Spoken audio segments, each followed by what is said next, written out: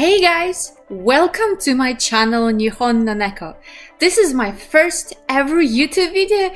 It's a bit scary to do this, to be honest, but you have to start somewhere. In the beginning of this year, I started my Instagram page, Nihon no Neko, for Japanese language learning. It's been an exciting journey so far. At this point, we've gathered 1,300 people in less than 2 months.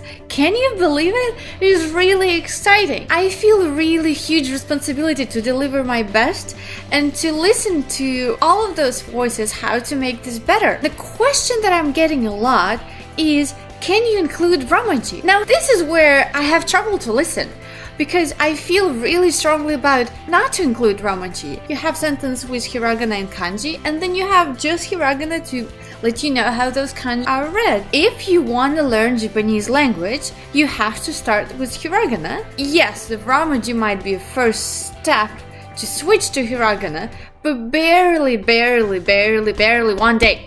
One day, maybe a week. That's all. That's all you get. In this video, I wanted to explain why is it so important to make sure you don't use Romaji. And also, I don't want to be that negative person that just tells you what not to do. I don't think that's very productive. So, I wanted to give you guys some tips how to make this hiragana learning journey easy and fast. The first reason why not stick with Romaji is plain simple. It will slow down your learning.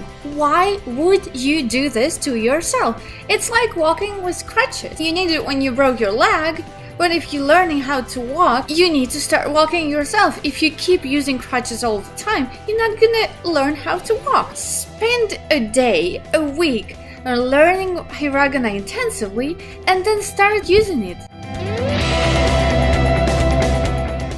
Second video why is it so important to switch to hiragana is that Romaji is going to mess up your pronunciation.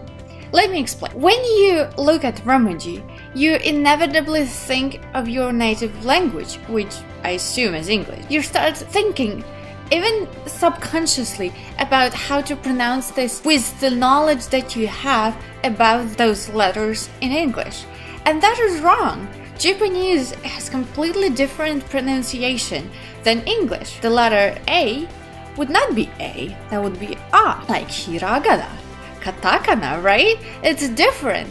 And so you don't want to have those associations stopping you from creating the correct ones. By learning hiragana, you are creating those associations with the syllables right in your head, rather than having always fight those already pre-existing associations from English.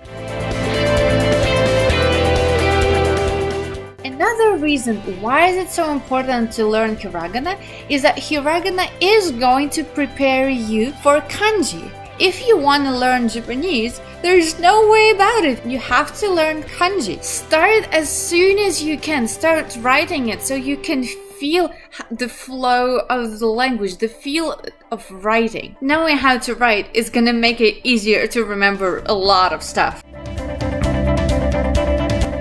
Another reason why is that so important to learn hiragana rather than using Romaji is verbs. The hiragana structure is syllables in the order of a, I, u, e, o. And the same could be applied for verbs. For instance, the verb iku, the first form ku, is the third one. Like in ka, ki, ku, ka, ko, that would be ku, right? If you want to go to mass form, you just take the second one, which is ki, and be done with it. Iki plus mas equals ikimasu. Now, if you want to have a negative form, then you go to the first one, ika, ikanai, ikazu, ikazu ni wa irarenai, and so forth and so on.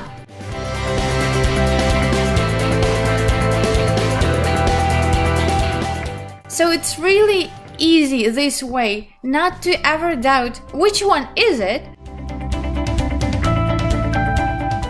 Now that you know why is it so important not to use Romaji, let's talk about how to make hiragana learning process fast and efficient. I wanted to really address this issue, so I am going to create a series on how to learn hiragana step by step. But for now, I'm gonna give you quick tips to start this process.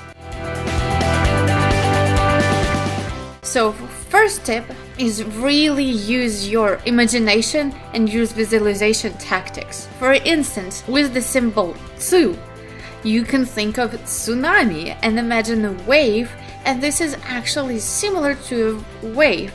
Use this technique for every single character and try to create a certain associations, and you will see it's going to go faster for you. So the second tip is to actually use a mobile app. There's a lot of different apps out there, a lot of free apps by the way, to help your hiragana learning process. Make sure you take a full advantage of that.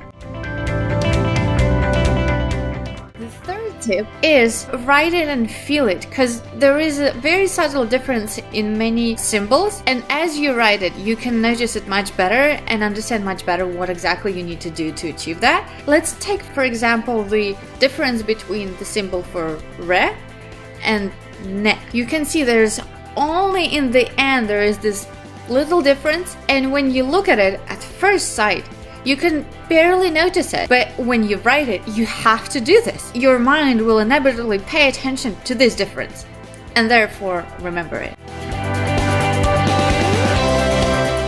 Fourth tip, as you learn hiragana and as you learn Japanese language word by word, start really using it. You start with something like watashi wa. Write it in hiragana. Start utilizing hiragana in every single word you know. Create small sentences and start writing them down and connecting those readings to hiragana.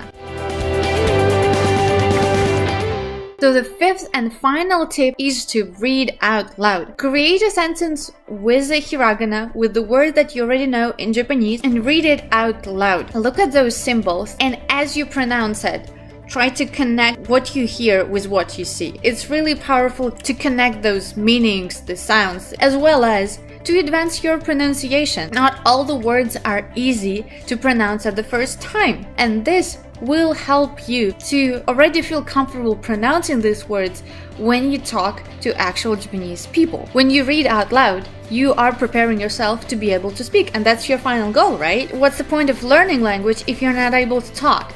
So many times people are shy to say something in a different language, and I can understand that. It feels very awkward at first, but that is where reading out loud helps. You can do it by yourself, you can be alone in a room, gather your spirit together and read it out loud. Read it to your cat right there. Pronounce that out loud. Enjoy this feeling how you pronounce the words. And that is gonna help you not only to learn hiragana, but learn Japanese overall. Be confident and comfortable speaking in Japanese. That is it for today. Those are my tips on how to learn hiragana and why you should stay away from Romaji. And I am gonna create this video on how to learn hiragana effectively. So if you're interested in that, make sure you're subscribed and hit notification bell. And I see you then. Bye guys!